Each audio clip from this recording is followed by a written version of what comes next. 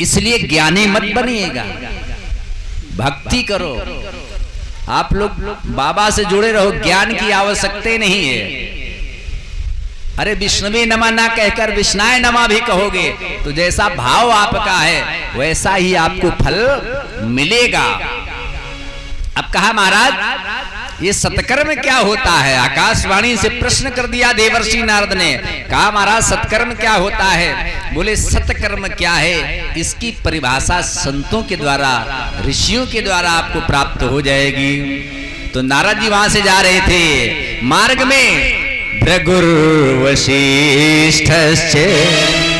च्यवनश्च गौतमो मेधातिथिर्दे वले देवरात।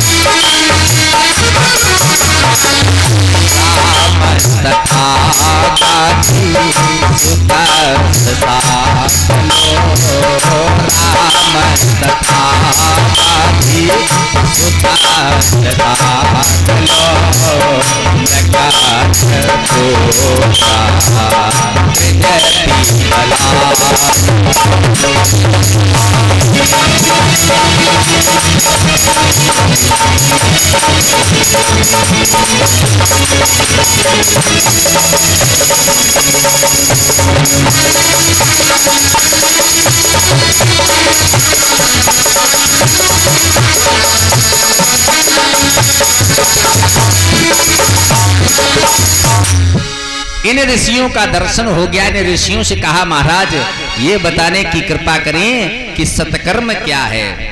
इनमें से बहुत ऋषियों ने तो अपना मुखमंडली ही मोड़ लिया, मुंह ही घुमा लिया, कुछ लोग मुंह को हो गए।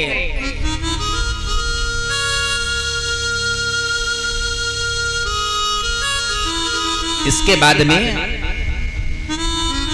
ऋषि कुमारों के द्वारा इन्हें ज्ञात हुआ है कि यत् फलम तपसा नास्ति न योगेन समाधिना अनायासेन तत्सर्वम सप्ताह श्रवणम लभेत।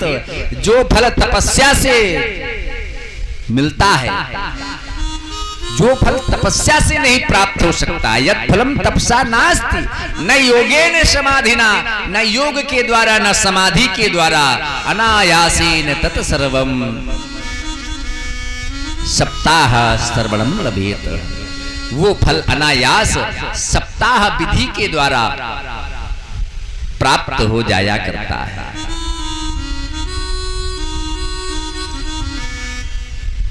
आनंद नामक तट पर देवर्षि नारद ने ज्ञान वैराग के जरत्व को, जरठपन को दूर करने के लिए कथा श्रवण कराते हैं। जिस समय भगवान की कथा आरंभ हुई भागवत महापुराण, तो धीरे धीरे धीरे धीरे वो दोनों पुत्रों तरुणाई को प्राप्त हो गए और हाथ जोड़ करके व्यास जी ने लिखा है भक्ति सुतौ तौ तरुणी गृहीत्वा प्रमेक रूपा सहसा विराशी। सप्ताह विधि मात्र से धीरे धीरे वो नव युवक हो गए और नव युवक हो जाने के बाद में हाथ जोड़कर कहने लगे श्री कृष्ण गोविंद हरे मुरारे हे नाथ नारायण वासुदेव। कृष्ण गोविंद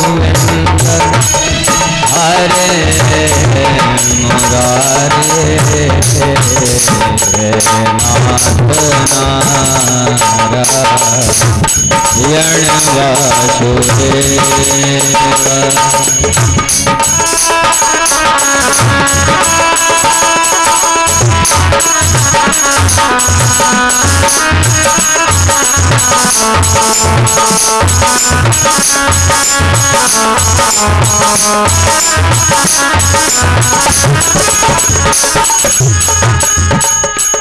प्रतिदिन ईश्वर से प्रार्थना करो,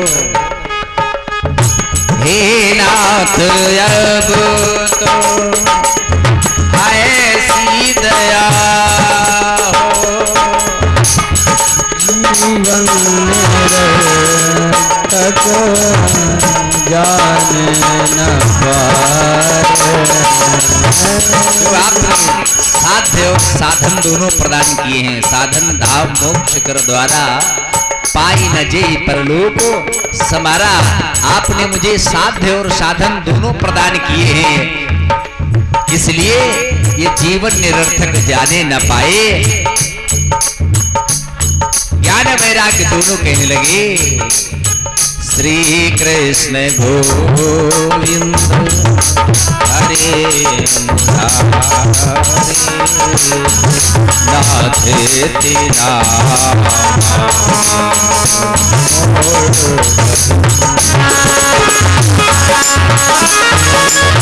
कृष्ण गोविंद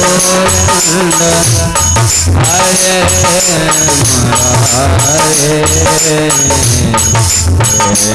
नाथ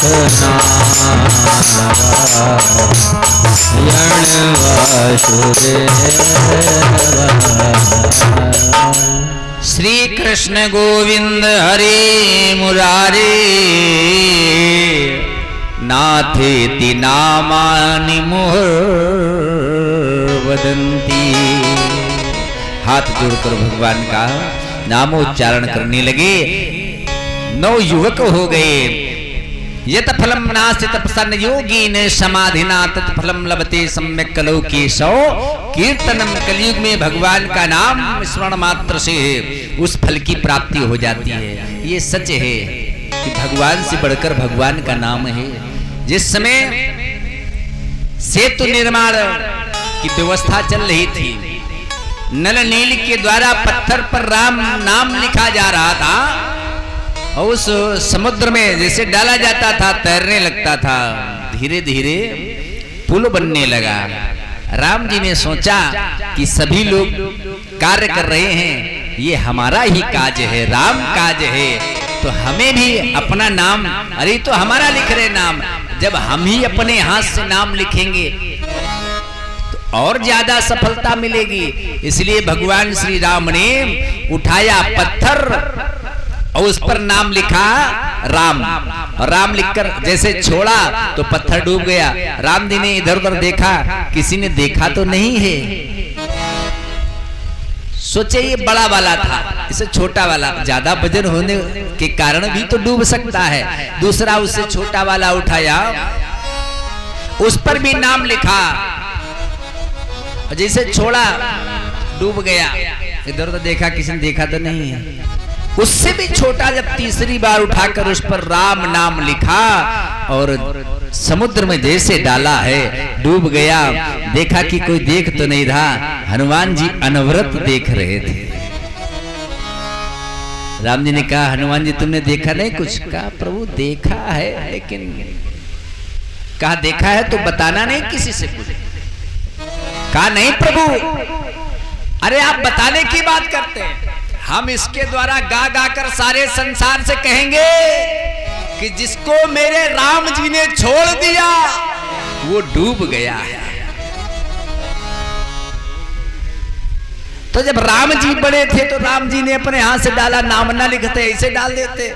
लेकिन ना, राम से बढ़कर राम का नाम व्यास जी ने लिखा है, कलौ केशव कीर्तनात्।